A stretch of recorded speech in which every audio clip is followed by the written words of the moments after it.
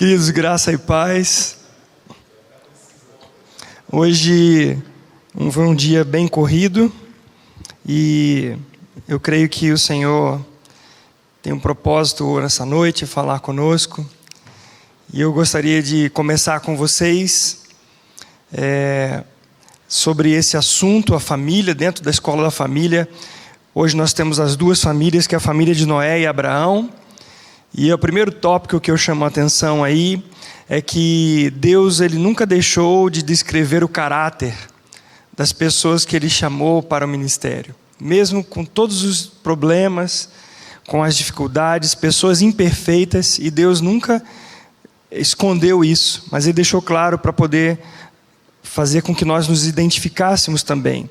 Homens e mulheres que foram pessoas imperfeitas e que se assemelham conosco, mas elas foram convertidas por Deus e foram usadas por Deus como vasos de barro, moldados pelo caráter de Deus em suas vidas, de tal maneira que eles chegaram aos seus últimos dias sem alcançar a perfeição, mas foram tremendamente usadas por Deus.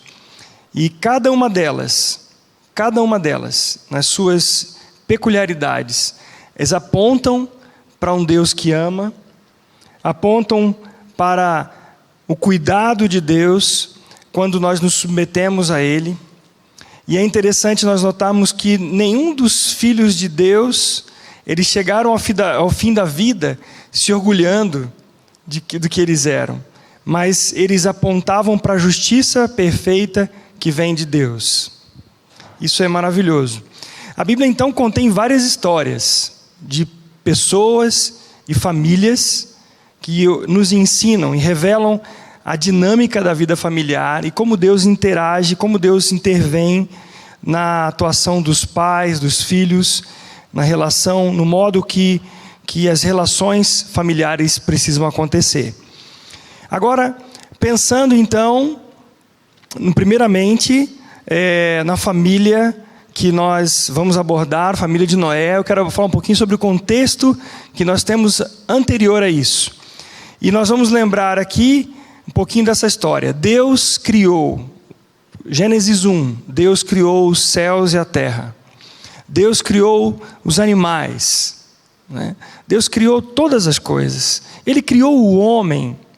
E Ele viu que este homem não havia alguém semelhante a ele para que ele pudesse conviver. Então Ele cria a mulher a partir da costela de Adão. E Ele forma esse casal. Esse casal vivia plenamente na presença de Deus até o dia que o pecado entrou, destruindo a intimidade do casal, destruindo a família, quebrando os relacionamentos, o relacionamento que havia ali. Então a humanidade toda ela passou a rejeitar a Deus e a rejeitar a autoridade de Deus, pois essa relação entre Deus e o homem foi quebrada, e o homem ficou quebrado também. Toda a criação, tudo que Deus fez foi lançado num caos. Essa é a realidade.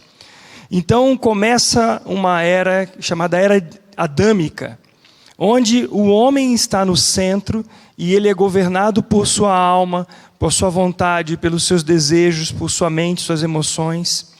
E ali vemos no texto de Gênesis capítulo 6, que nessa época, quando então Noé é levantado por Deus, algo diferente vai acontecer. E nós vamos ver que a queda da raça humana, que conseguiu corromper essa terra que foi criada por Deus, ela sofre um abalo com a vinda do dilúvio. Então, aí em Gênesis capítulo 6, versículos 5 a 10, diz assim: Viu o Senhor que a maldade do homem se havia multiplicado na terra, e que era continuamente mau todo o desígnio do seu coração. Então se arrependeu o Senhor de ter feito o homem na terra, e isso lhe pesou no coração. Disse o Senhor: farei desaparecer da face da terra o homem que criei, o homem e o animal, os répteis e as aves dos céus, porque me arrependo de os haver feito. Porém, Noé achou graça diante do Senhor. Eis a história de Noé. Noé era homem justo e íntegro entre os seus contemporâneos. Noé andava com Deus. Gerou 3 filhos, Sem, Cã e Jafé. Um detalhe para que nós observemos: Deus nunca se arrepende. Deus ele é onisciente. Essa expressão é uma expressão para que nós entendamos essa mudança que aconteceu na terra, que aconteceu na humanidade. Mas Deus é perfeito. E essa maneira que o próprio Moisés escreveu é para que o povo de Israel entendesse essa mudança radical que havia acontecido com o homem, com a própria história do homem. Então, nós temos aí a ênfase que a intenção do coração de cada pessoa era amar continuamente. E na história de Noé, nós vemos Deus querendo resgatar, e ele apresenta então um novo relacionamento entre Deus e a sua criação. Um homem temente, um homem que ele achou graça diante do Senhor, né? E é o que a gente geralmente vê da história bíblica, é que Noé era um homem que construiu uma arca, não é? Noé era um homem que pregou para a sua geração, e no final Deus faz cair água do céu, sai água de dentro da terra, inunda toda a terra, tudo que havia fora da arca, que respirava, morreu, e é geralmente isso que a gente conhece da história de Noé. Mas há um pouco mais que eu gostaria de abordar com vocês nesta noite. Vejamos agora então alguns detalhes de que Deus estava fazendo no centro de todas as coisas, no controle de Deus sobre a história. Então, essa história que nós vemos aqui de Noé acontece na Mesopotâmia. E a Mesopotâmia significa meso, entre, meio, a rios, a águas, e é terra entre rios. E toda essa planície que era regada pelos rios Tigre e Eufrates, e tudo que havia foi inundado. E Deus começa a trabalhar na vida da família de Noé, quando lá no começo, quando nós vimos no versículo 9 e 10, quando o texto nos diz assim: eis a história de Noé. Noé era homem íntegro, justo entre os seus contemporâneos. E um detalhe: Noé andava com Deus. Noé andava com Deus. Isso aqui já é algo surpreendente.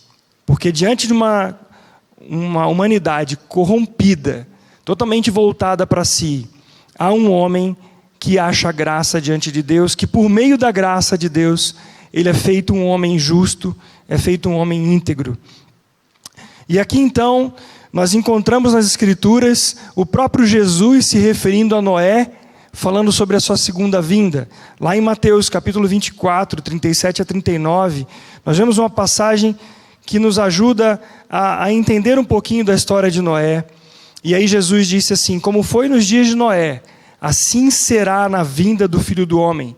Pois nos dias anteriores ao dilúvio, as pessoas comiam e bebiam, casavam e davam-se em casamento, até o dia em que Noé entrou na arca, e nada sabiam do que aconteceria, até que veio o dilúvio e os levou a todos. Assim será a vinda do Filho do Homem. Ninguém se preocupando com nada, festando, bebiam, comiam, casavam, se davam em casamento. Esta é a realidade daquela época e a realidade da nossa época também. E o que nós veremos em Noé se aplica à nossa realidade hoje também. Então, nessa passagem, Jesus compara a história de Noé com a sua própria segunda vinda.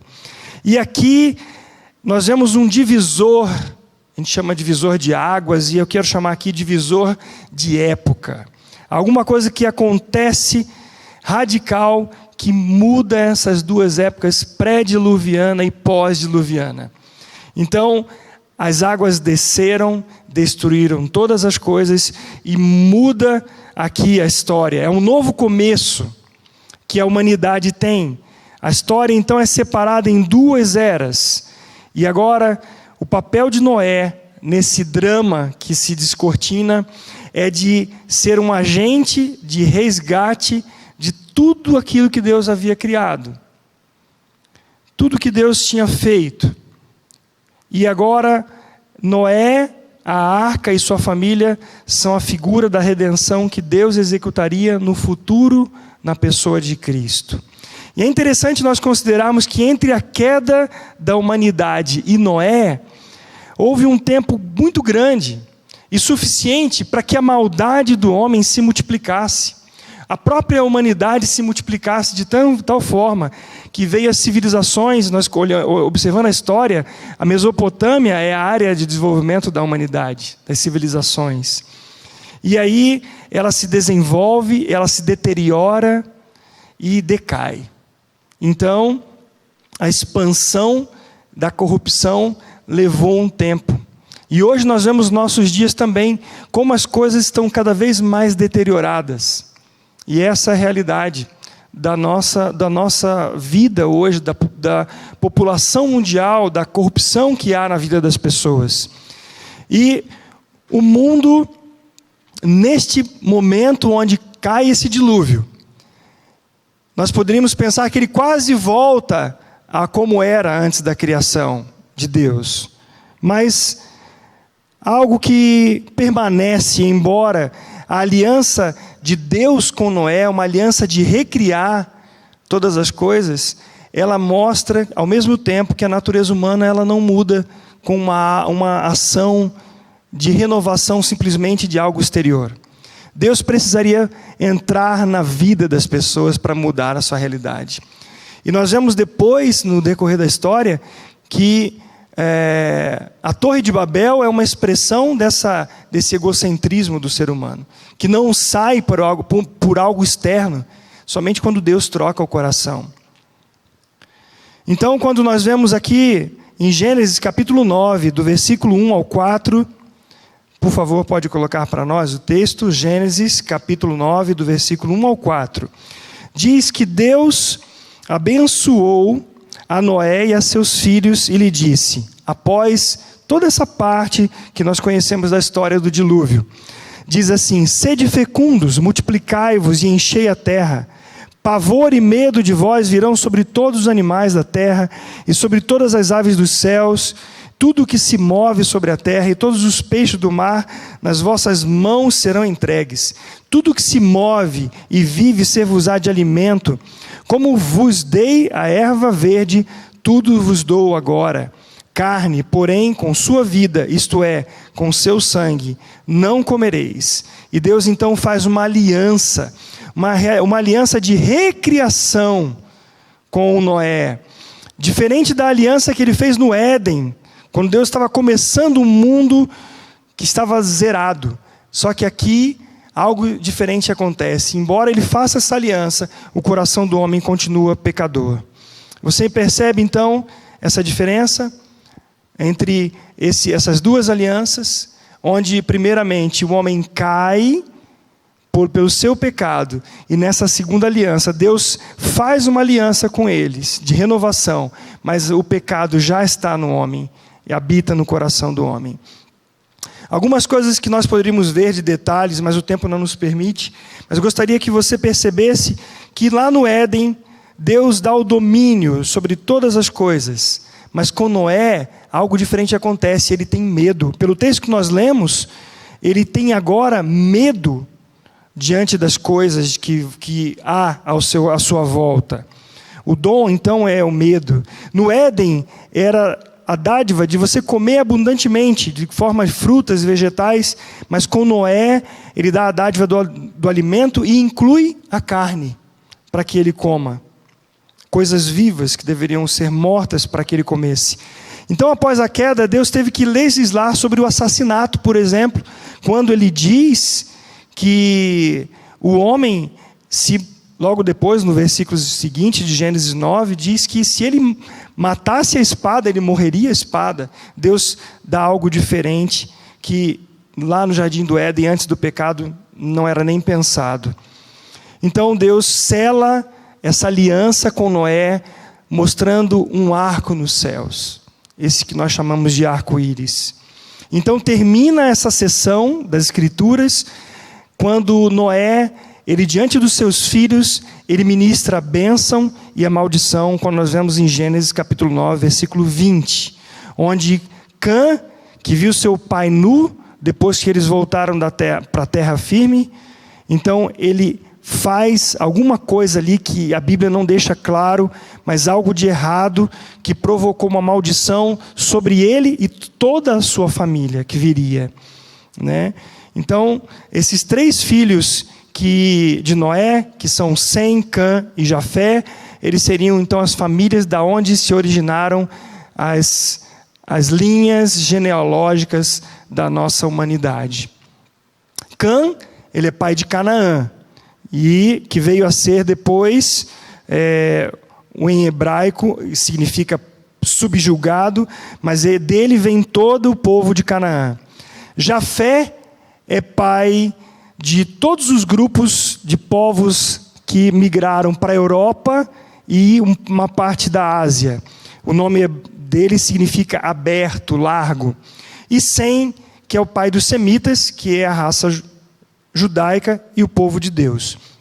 Então toda essa sessão mostra o ato de Deus em resgatar um povo para si. E ele começa isso com uma família. Então agora, o que a gente pode destacar de toda essa história da família de Noé? E aí eu quero deixar para vocês 4 pontos importantes dessa história de Noé. O primeiro está em Gênesis capítulo 6, 9. Primeiro, nesta família havia um homem, e esse homem, o marido, o homem que Deus levantou, esse homem ele era íntegro, ele era um homem justo, ele era um homem, e nós sabemos que por ser homem, falho, uma pessoa imperfeita, mas essa pessoa justa e íntegra é uma pessoa justificada dos seus pecados. Nós não sabemos historicamente como isso aconteceu, mas nós sabemos que ele creu em Deus. E ele é um homem que ele é feito justo, ele é tornado justo diante de Deus. E essa expressão, Noé andava com Deus, nós sabemos que ninguém que seja de Deus pode andar com ele. Mas o que o texto diz é que Noé, versículo 9, andava com Deus. Deus estava presente na sua vida em todos os momentos. Noé, ele prioriza a presença de Deus. Por isso ele recebeu esse título de amigo de Deus, de que andava com Deus. Antes dele, um homem que andou com Deus e andou tanto com Deus que Deus para si o tomou, que foi Enoque. Foi antes dele. E Noé também era um homem que priorizava essa comunhão com Deus. Ele teve uma decisão de andar com Deus. E nós precisamos entender que aquele que anda com o Senhor, ele é instruído pelo Senhor, ele pode cuidar da sua família, porque ele ouve do Senhor. Andar com Deus é viver alinhado com Ele, debaixo da sua vontade. O primeiro ponto que eu destaco com vocês é esse.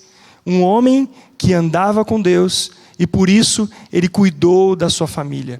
Vejamos o segundo ponto, que Noé, ele também é um líder na sua família.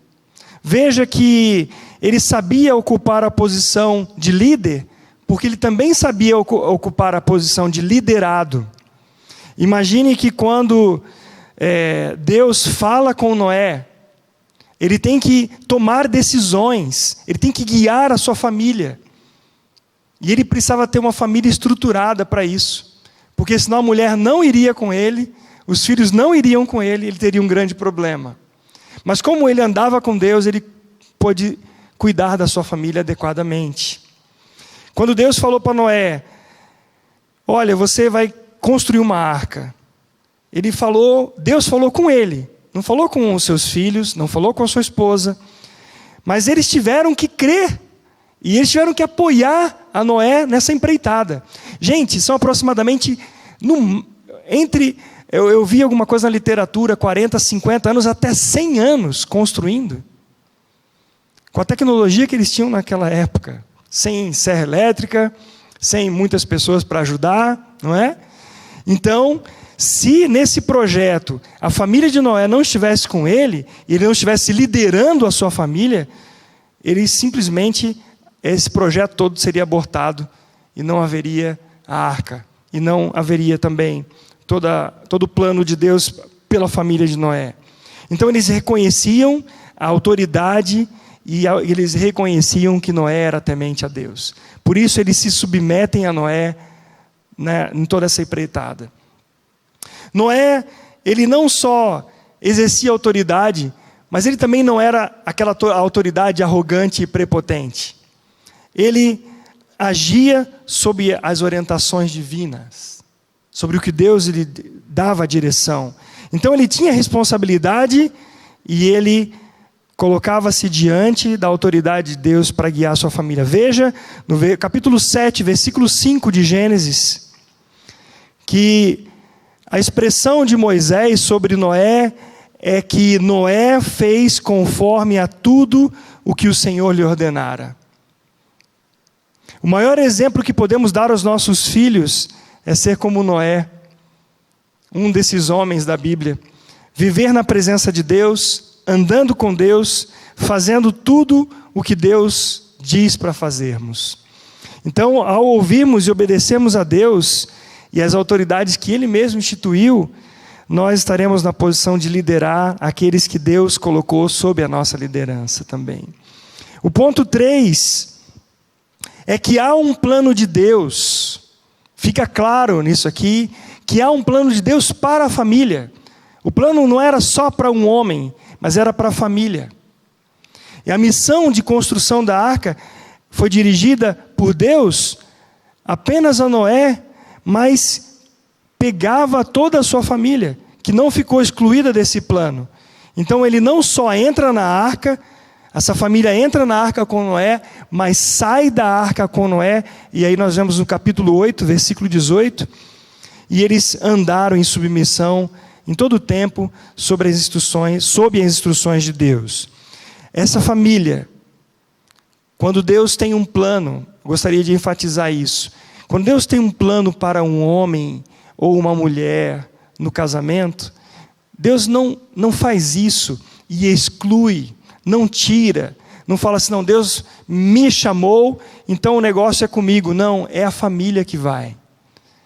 Mesmo que, às vezes o pessoal brinca que o pastor Eric é a pastora Patrícia, e ela diz, de jeito nenhum, não sou pastora. Mas eu tenho certeza, a minha esposa e meus filhos, eles acabam participando disso, porque a família está envolvida nesse plano de Deus. E é maravilhoso, nós vemos que Deus, Ele não divide, Ele ajunta e faz com que essa família caminhe junto também. E aí, quando eles saem da arca, Deus abençoa Noé, Deus abençoa os filhos, e dando-lhes também uma missão. Qual foi a missão que Deus dá aos filhos de Noé? Frutificai-vos, multiplicai-vos e enchei a terra. E também Ele dá que eles, no domínio de toda a criação de Deus, Ele diz, na vossa mão será entregue o domínio sobre os animais, não é dado somente a Noé, mas também aos seus filhos. E eles vão exercer o mandado de Deus, crescei e multiplicai. E eles também vão exercer com as suas famílias a autoridade que Deus dá a eles, como agora chefe, como cabeças das suas famílias. E é assim que Deus vai fazendo maravilhosamente conosco e depois com os nossos filhos. O ponto 4 é que na família, as falhas de cada um devem ser mantidas no interior da casa, na intimidade. E essa aplicação aqui é maravilhosa. Veja Gênesis capítulo 9, versículo 20 e 27. Há uma história que se passa quando Noé e sua família já havia saído da arca, e os filhos de Noé ainda não tinham se dispersado pela terra, com as suas esposas e filhos. E a Bíblia fala que ali acontece algo que é triste, por um lado, mas mostra algum caráter importante de Deus para as nossas vidas. Noé, ele se tornou lavrador. Então vamos ver o texto. Noé, lavrador, passou a plantar uma vinha. Bebendo do vinho, embriagou-se e se pôs nu dentro de sua tenda. Como o pai de Canaã, com Cã, pai de Canaã, vendo a nudez do pai, fê-lo saber fora a seus 2 irmãos. Então Sem e Jafé tomaram uma capa, puseram-na sobre os próprios ombros de ambos e, andando de costas, rosto desviados, cobriram a nudez do pai sem que a vissem. Despertando Noé do seu vinho, soube o que lhe fizera o filho mais moço, e disse: Maldito seja Canaã, seja servo dos servos a seus irmãos. E juntou: Bendito seja o Senhor, Deus de Sem, e Canaã lhe seja servo. Engrandeça Deus a Jafé, e habite ele nas tendas de Sem, e Canaã lhe seja servo. Então, há aqui uma maldição e uma bênção. Deus, quando Ele dá a bênção, Ele dá por causa deste temor a Ele, da família que anda debaixo da sua vontade, debaixo da sua palavra. Mas no versículo 2, nós vemos que quando Cã, ele viu a nudez de seu pai, ele, ao invés de ser como os outros dois irmãos, ele expõe o erro do seu pai. Ele vai logo contar para os seus dois irmãos. Isso é muito triste, porque ele poderia ter evitado, ele poderia evitar a vergonha do pai, a humilhação do pai, mas não, ele expõe. E isso, quando os seus irmãos sabem, os seus irmãos têm uma atitude contrária. Eles não expõem o erro do pai, mas eles protegem o pai.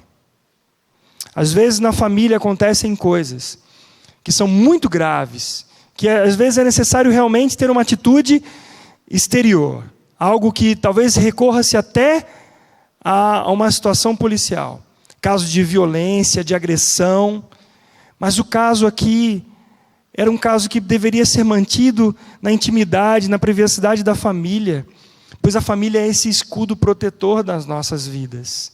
Mas isso não aconteceu. E aí, o que acontece é que os seus irmãos mais velhos tratam do assunto como deveria ser tratado. Eles tomaram e puseram-se essas capas nos ombros. E eles nem olharam para o seu pai. Virados, andando de costas, eles cobrem a nudez de seu pai. Então, eles não veem a nudez do seu pai. Assim, eles demonstram que a sua decisão de continuar a respeitar a autoridade do seu pai, a honrá-lo, independente do seu erro, é de cuidar. Então, a família é o lugar do amor por excelência, um amor que perdoa, que apoia, que cuida. E Deus tem isso para nós. É importante que esses princípios que nós vimos aqui, essa história, nós tenhamos esses pontos relevantes para a nossa vida. Noé, um homem que temia o Senhor, um homem justo, íntegro, um homem que liderou a sua família, que ele educou, ele trabalhou com a sua família para que nesse tempo que Deus fosse o usar, diante de todo esse dilúvio que viria, essa família estivesse coesa com ele.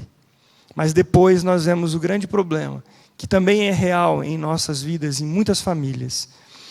A segunda família que nós temos a falar hoje é a família de Abraão, que traz algum paralelo com a família de Noé também.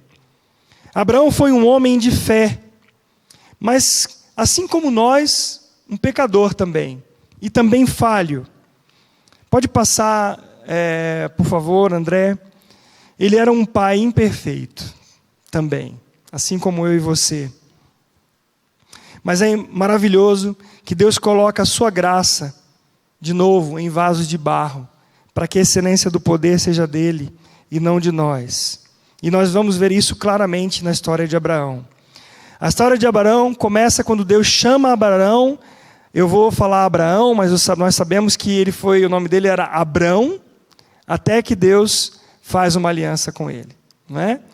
Então, para que não fique uma hora falando Abrão, me esqueça e fale Abraão, e Sara aí, eu vou falar Sara, que é o nome que depois Deus deu a eles. Então, Abraão, esse homem de fé, tem a sua história começada quando Deus o chama para iniciar uma jornada de fé.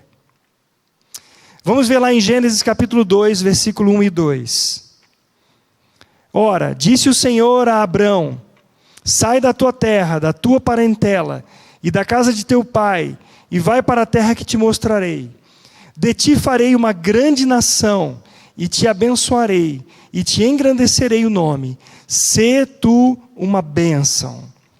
E o primeiro aspecto que nós vemos na vida de Abraão, que me chama a atenção, é que ele foi um homem obediente a Deus. Ele parte. No capítulo que nós lemos, essa é a obediência de fé. Ele está fazendo o que Deus diz. Ele sai. Agora imagine, gente, aquela realidade. O povo já também se esqueceu do que havia acontecido, de toda a história passada, haviam fatos, lembranças, mas o povo em si vivendo com a corrupção que há no coração. Um povo idólatra, inclusive. E Deus saca Abraão, se revela a ele e chama para que Abraão participasse de um projeto de, por meio dele, criar uma nação, e essa nação, a descendência viria e depois chegaria a pessoa do Senhor Jesus, por meio dessa descendência, por meio dessa história. Então Abraão, ele é parte importantíssima em nossas vidas também, porque ele decidiu obedecer a Deus. Então ele obedece a Deus. E é interessante que Abraão viveu 175 anos, e Sara até seus 127 anos. Mas aos 75 anos, ele estava na metade da sua vida. E Deus o chama, justamente quando ele poderia pensar assim: agora eu já estou estabilizado, eu já tenho riqueza, eu já tenho tudo que eu preciso. Aí Deus desarraiga ele. Deus tira Abraão. Agora vejamos algumas coisas na vida de Abraão. Ele era um líder. Olha só, aqui no versículo 5 do capítulo 12, Abraão, ele leva consigo a sua esposa, ele leva também de apêndice Ló, que era seu sobrinho, né, filho do seu irmão, e ele leva com ele todos os bens que ele havia adquirido, que ele inclusive havia herdado do seu pai, que morre lá em Ur. E lá em Harã. E Deus então o chama e ele parte para Canaã. E ele chega em Canaã. Agora, ele viajando com todo mundo, com todo esse povo, né, as outras pessoas que dependiam dele, ele precisava ser um líder. Ele precisava cuidar da sua família e cuidar daqueles que estavam à sua volta. Então, quando ele vai, todo esse povo se move juntamente com ele. Uma outra característica de Abraão é que ele é um adorador. Ele é um homem convertido e é um adorador de Deus. Vejam no capítulo 12, versículos 7 e 8. 12, 7 e 8. Quando apareceu o Senhor a Abraão e lhe disse, eu vou ler Abrão porque está escrito Abrão, tá? Apareceu o Senhor a Abrão e lhe disse, darei à tua descendência esta terra. Ali edificou Abrão um altar ao Senhor que lhe aparecera. Passando dali para o monte, ao oriente de Betel, armou a sua tenda, ficando Betel ao ocidente e Ai ao oriente. Ali edificou um altar ao Senhor e invocou o nome do Senhor. Se o povo da terra de Abraão era idólatra, Abraão agora do Senhor, andando com o Senhor também, ele constrói um altar de adoração e invoca o nome do Senhor. O altar então era esse lugar de adoração, um lugar de oração. Nós podemos entender que Abraão também era um homem de oração, porque ele tem vários momentos que ele levanta o altar diante do Senhor e adora ao Senhor. E Sara? Quem é Sara nessa história? Eu fico pensando que Sara poderia olhar assim, nossa, que um marido melhor que pode existir, né? Meu marido é um homem temente a Deus, meu marido é um líder, meu marido é um adorador, é um homem que ora. Olha que coisa linda, que mulher que é um homem assim, né? Então, nós podemos pensar assim, um líder espiritual, um cara que rege a sua casa, um homem que ora, que conhece a Deus. Mas, até Abraão, esse homem, ele falhou. E a Bíblia nos revela isso. A fé não é para os irretocáveis, os santos, aqueles que nós olhamos assim, nossa, esse aí só falta ter asa, né?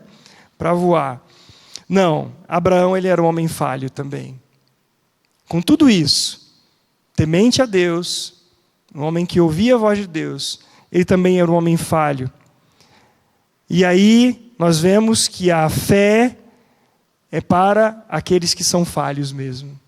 Aqueles que claramente conhecem a sua fraqueza e podem depender de Deus.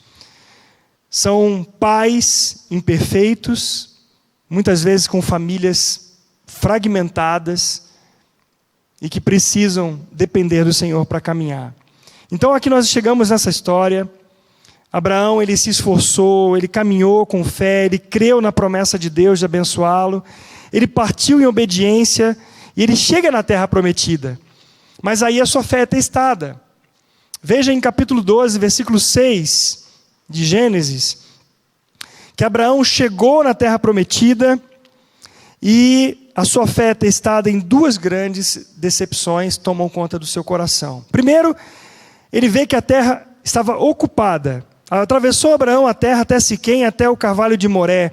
Nesse tempo os cananeus habitavam na terra. Então ele poderia pensar, Deus, eu pensei que você ia me dar essa terra, mas essa terra está ocupada. E esse povo aí eu não consigo tirar ele daí. Aí passa mais um pouquinho, ele vê que há fome na terra.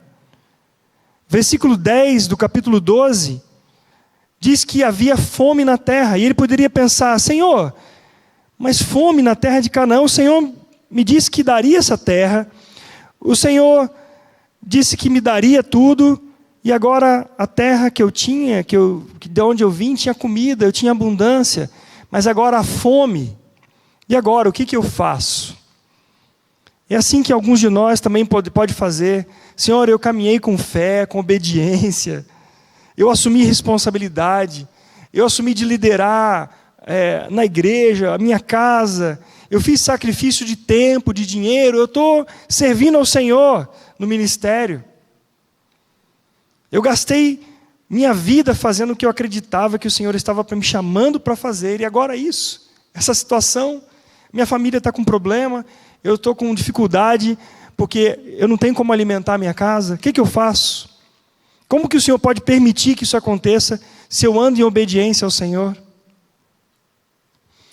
Então Abraão, ele tem um plano, ele vai para o Egito, mas só que ele tem uma trama que não vai dar certo.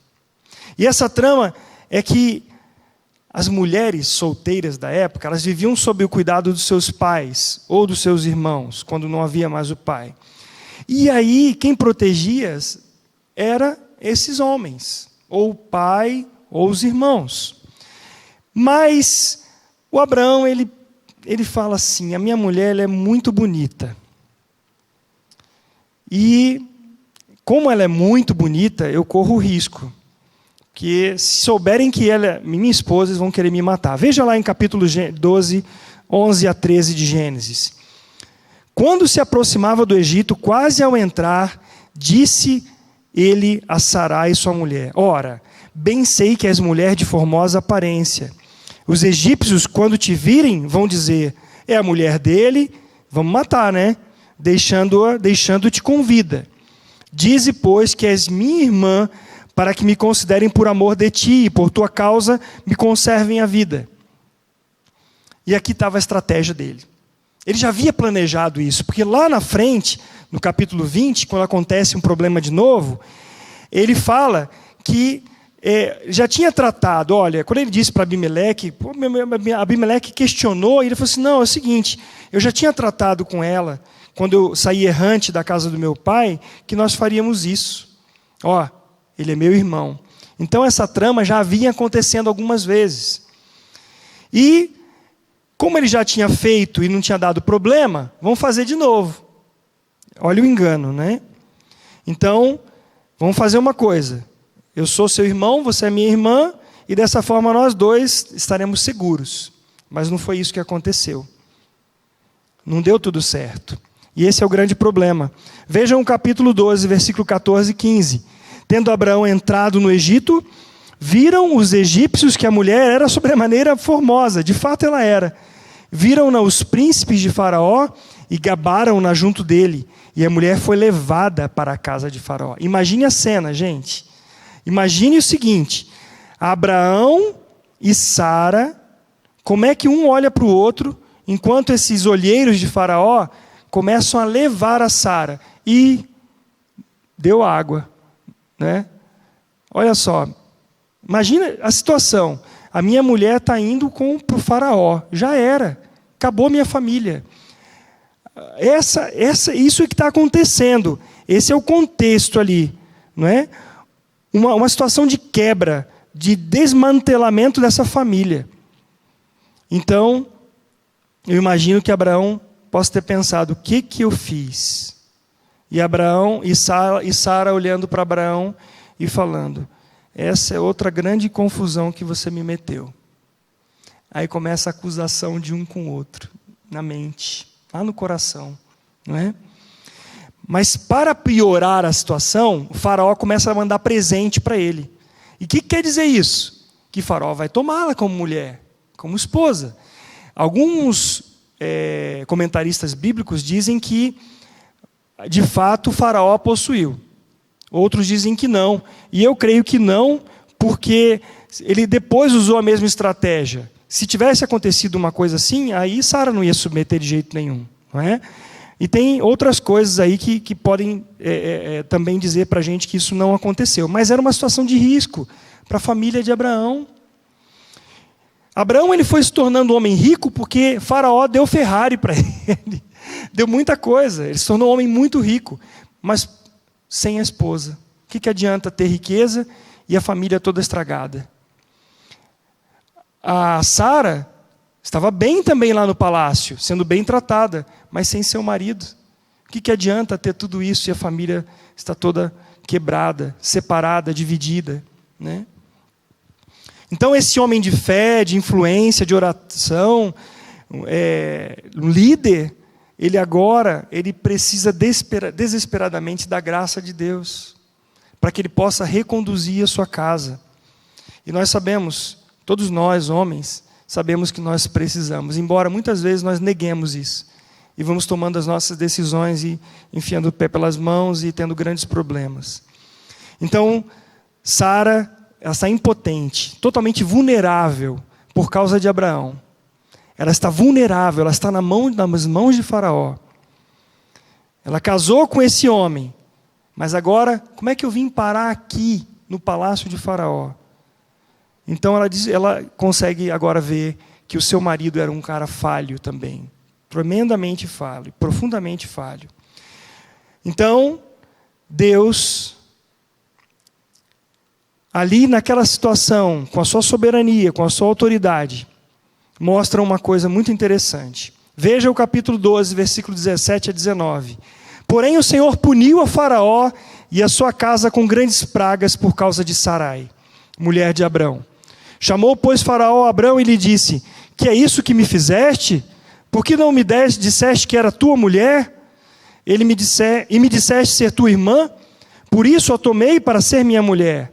Agora, pois, eis a tua mulher, toma e vai-te. Olha Deus consertando tudo. Deus trazendo a restauração da família. E aqui fica claro para nós que Deus pode salvar um casamento. Só Ele é capaz de fazer isso. Esta foi uma notável intervenção de Deus para salvar o casamento de Abraão e de Sara, que de outra forma estaria totalmente acabado. Totalmente acabado. Sempre há um problema, veja isso, sempre que há um problema, geralmente tem mais de duas pessoas envolvidas. Nesse caso aqui era Abraão, Sara e Faraó. Agora a pergunta é: o que aconteceu no Egito? O que essa tensão causou no casamento deles, né? Então você pode agora, nesse processo de restauração, o propósito de Deus restaurar as consequências emocionais no coração de Abraão e no coração de Sara. A decepção de Sara é assim: eu confiei em você e você fez isso comigo. Eu segui você, eu pensei que você fosse um homem piedoso. Como que eu posso confiar em você agora? Imagine, gente, um lar quebrado, uma traição como essa aqui, e Sara perguntando: como é que eu vou confiar no meu marido novamente? Então ela descobriu que ela tinha realmente um homem imperfeito, mas havia necessidade aqui. Então não é fácil também para Abraão olhar a sua esposa. Como é que ele vai olhar a sua esposa? Ele está com o sentimento de que ele não tem mais nenhum direito ao respeito de Sara, pela atitude que ele teve, que parece-me com a atitude de Adão, quando ele fala assim, quando Deus fala: o que aconteceu? O que você fez? Aí ele fala: foi a mulher que o Senhor me deste. Imagine o coração de Eva também. Então aqui, ele se perde, ele perde a confiança na sua capacidade de liderar, ele perde a capacidade de se reconhecer como marido, mas Deus tem um propósito de lhe dar a sua esposa de volta ao coração dele. Deus quer restaurar esse casamento. E é maravilhoso ver essa verdade, que foi isso que Deus fez. Então aqui, eu quero aplicar com vocês o que nós vemos nessa história em duas perguntas. O que significa essa fé que nós tanto vemos nas Escrituras para a própria Sara? E o que significa essa fé para Abraão, quando eles enfrentam esse casamento quebrado? Então, eu quero já partir para o final com vocês, com esses aspectos aqui. Primeiramente, pelos olhos de Sara. Primeiramente, pelos olhos de Sara. Não existem famílias perfeitas. As nossas famílias não são perfeitas. Em algum momento do nosso casamento, o cônjuge vai decepcionar o outro. Em algum momento isso vai acontecer. É o marido que decepciona a esposa que decepciona, fica aquém das expectativas do marido. São os filhos que vão ter dificuldade e farão algumas escolhas ruins, como nós vimos lá no filho de Noé. E é por isso que nós precisamos, como família, de um Redentor. Nós precisamos da pessoa de Jesus Cristo em nossas famílias. E assim como eu e você, assim como Abraão e Sara, nós precisamos. O segundo aspecto: olhe para Deus em busca de milagres da graça dele na sua família. O casamento de Abraão e Sara parecia ter acabado no Egito, mas a situação deles parecia impossível. E aí, Deus, Ele entra, Ele intervém nessa situação desesperadora. E Ele vem libertar Sara. E vem trazer de novo a união dos dois. Você talvez possa dizer assim: não sei o que fazer. Eu não sei o que fazer no meu casamento. Nós tentamos de tudo. E nada funcionou. A pessoa às vezes nem quer aconselhamento. Ele pensa: eu errei e eu não sei como consertar. E não sabe mesmo. O pensamento é que acabou. Tudo está acabado. Mas Deus tem um propósito de restaurar a família. Então a mensagem seguinte é: permaneça firme na obediência da fé, assim como Sara permaneceu. Sara viveu uma cultura diferente da nossa. Se a Sara vivesse hoje, eu acho que ela estaria dizendo assim: eu vou cair fora daqui, desse relacionamento. Eu sei que eu fiz meus votos para você, eu sei que quando nós casamos, nós colocamos uma aliança no dedo um do outro, prometemos viver para sempre juntos, até que a morte nos separe, mas seguinte, eu não quero mais nada não. Depois do que aconteceu, eu não quero mais nada. Mas a palavra de Deus diz assim: fique firme na obediência, se submeta à vontade do Senhor, e Ele vai tratar com o seu coração e o coração do seu cônjuge. Sara, ela de fato não fez como eu disse aqui. Ela saiu do Egito e ela saiu junto com seu marido. Ela sai junto com ele. E eles continuam a caminhar juntos, confiando na promessa que Deus tinha feito: em ti serão benditas todas as famílias da terra. Ela permaneceu firme na promessa que Deus fez, e isso a sustentou no seu relacionamento com Abraão. E o que resultou dessa fidelidade é que depois veio o nosso Senhor Jesus Cristo, nosso Salvador. Agora, Veja através dos olhos de Abraão. Muitas vezes vivemos com decepções e pecados secretos. Se houver algum engano em sua vida, a mensagem do Senhor é: abandone-o, largue hoje. Eles nunca vão funcionar. Esse plano de Abraão também não funcionou, assim como o seu plano tem que ser o plano de Deus. Você não vai conseguir se safar das coisas erradas.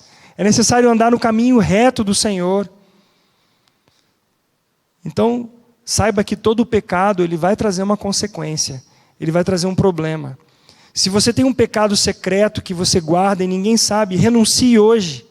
Acabe com isso, para que haja saúde no teu lar. Confesse ao Senhor, para que Ele traga cura ao seu coração. Seja você o marido que aparentemente seja o mais excelente de todos, mas você sabe que o coração precisa do trato de Deus em sua vida. Um outro aspecto importante que nós vemos com Abraão e que precisa mudar em nossas vidas: Abraão pensou só nele. Pare de pensar em você. Este era o problema de Abraão. Ele pensou só nele. Quando ele falou assim: olha, vão me matar se virem você, ele estava pensando nele, ele não estava pensando em Sara. Então pense na sua esposa. Olhe para ela com cuidado, protegendo-a fisicamente, protegendo-a na sua alma e a protegendo no seu espírito. Nós protegemos as nossas esposas quando nós cuidamos dela, para que ela não fique vulnerável perante outros homens. Nós cuidamos das nossas esposas quando nós dizemos a elas que aquelas roupas que talvez ela nem perceba que sejam atraentes para outros homens, não seja cabível dela vestir. Você está protegendo fisicamente a sua esposa. Você protege emocionalmente quando você dá carinho a ela e dá palavras de afirmação de todos os atributos dela. Você protege espiritualmente quando você é o líder da sua casa que abre a Bíblia com ela e cuida dela e dos seus filhos. Então, Abraão, pare de pensar em si mesmo e comece a pensar na sua esposa. Quando a dor poderia ter sido evitada se ele tivesse feito isso. Quanta dor, não é? Então a dor pode ser evitada na nossa família também, mas nós precisamos, de fato, pensar nelas. Né, o marido pensar na esposa. E penúltimo, enfrente seus medos na dependência de Deus. Ele tinha medo, Abraão tinha medo. E por isso, o medo é a raiz dessa loucura de Abraão, de colocar a vulnerabilidade à sua família. E muitas vezes está na raiz de tantas escolhas que hoje nós fazemos. Os nossos medos precisam ser colocados diante do Senhor. Você tem medo de perder prestígio? Você tem medo de não estar à altura do que podem esperar de você? O que você pode fazer sobre isso? Enfrente esses medos na dependência de Deus. Procure outros homens maduros na fé para você caminhar junto, para que você possa ser ombreado e ser também ajudado nesse momento. Diga ao Senhor que você tem medo. Diga a Ele, confesse ao Senhor, para que Ele cuide de você nesse aspecto. E por último, persevere no chamado que Deus tem para a sua vida. Quando você falha gravemente, a coisa mais fácil do mundo é desistir do seu casamento. É desistir de si mesmo, desistir de Deus e fugir para desperdiçar o resto da vida. É isso que você precisa fazer quando sente o fracasso. É ir diante do Senhor. O Senhor tem chamado, Deus tem uma promessa de fazer um homem segundo o seu coração, um filho de Deus que teme ao Senhor. Abraão, ele deu um passo na obediência da fé. Depois de todas as provações, dos traumas, ele continuou na dependência do Senhor. É isso que nós precisamos. Que o nosso testemunho, apesar de todas as questões que nós temos, seja um testemunho que glorifica ao Senhor, que edifica as nossas vidas, que edifica a vida de outras pessoas, que edifica a vida das nossas famílias. Que Deus abençoe você, a nós todos, e que diante dessa realidade, dessas duas famílias, nós possamos ver que somos falhos, assim como eles também, mas temos um Deus totalmente competente, totalmente capaz de restaurar as nossas vidas, as vidas das nossas famílias. Vamos orar. Pai bendito, Eu te agradeço por tua palavra tão rica, que há tantas coisas que nós poderíamos debruçar com tempo para meditarmos e aprendermos daquilo que o Senhor deixou registrado, do qual a tua palavra mesmo diz que toda a Escritura é inspirada por Deus e ela é apta para nos ensinar, para nos exortar, para nos redarguir, para que vivamos de maneira íntegra, segundo a tua boa, perfeita e agradável vontade. E a nossa oração, Pai, é que o Senhor tenha misericórdia das nossas famílias, dos teus filhos, para que, Pai, o teu reino cresça, para que o teu reino seja estabelecido, para que o teu reino seja edificado nesta terra e mais famílias possam olhar para a salvação que só o Senhor pode dar, para a restauração que só pode vir do Senhor e de ninguém mais. Nós rogamos ao Senhor e te damos graças por tua palavra, em nome de Jesus Cristo. Amém.